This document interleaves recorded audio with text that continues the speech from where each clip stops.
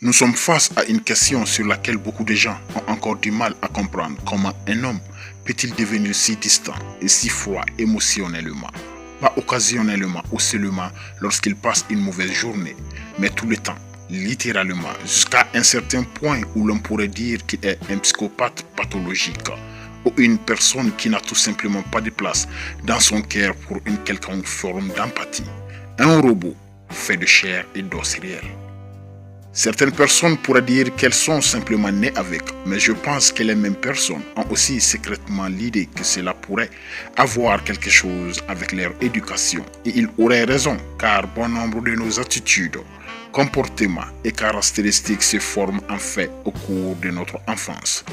Le rôle que jouent nos parents et notre environnement en termes de cultiver et de former la base fondamentale de notre psychisme est absolument critique pour nous adultes. Quelqu'un qui a des parents très affectueux et attentionnés l'amènera à faire preuve de beaucoup de chaleur et d'empathie envers les personnes avec lesquelles il est proche. De la même manière que quelqu'un qui a une attitude éloignée envers les parents, peu affectueux, ou les parents qui font rarement ou à peine preuve d'une attitude bienveillante, considèrent cela comme une attitude intime envers les parents. Dès le début, cela le conduira éventuellement à afficher un manque de compassion, de générosité et de sentiment envers les autres simplement.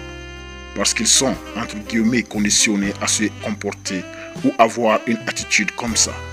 Ils ne sont pas nés avec cela, ils sont simplement habitués à être comme ça. Mais ce n'est pas seulement notre enfance qui pourrait nous amener à former une base solide de certaines attitudes, comportements et caractéristiques.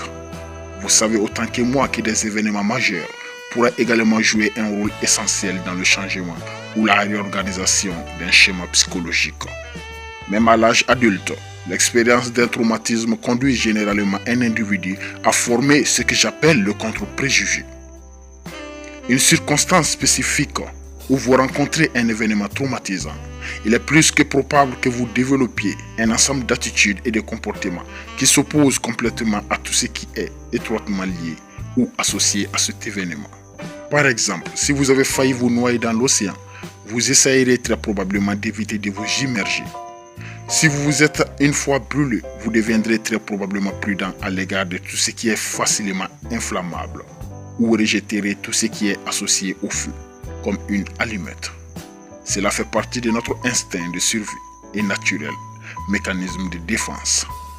Nos réactions émotionnelles extrêmes que nous avons vécues lors d'un événement traumatisant majeur seront toujours suffisamment puissantes pour enregistrer une réponse défensive préalable à la rencontre concernant cette circonstance spécifique.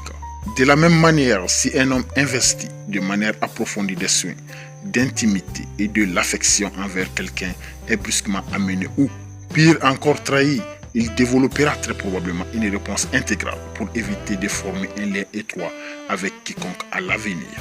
Il aura toujours tendance à reculer, à se détacher de l'expression de ses sentiments ou de toute forme d'empathie. Cependant, tous les hommes ne deviendront sûrement pas émotionnellement renfermés à cause de ce traumatisme. Certains hommes peuvent être consumés par la rage et les poursuites vindicatives qui condamnent tout et tous ceux qui sont impliqués dans leur malheur.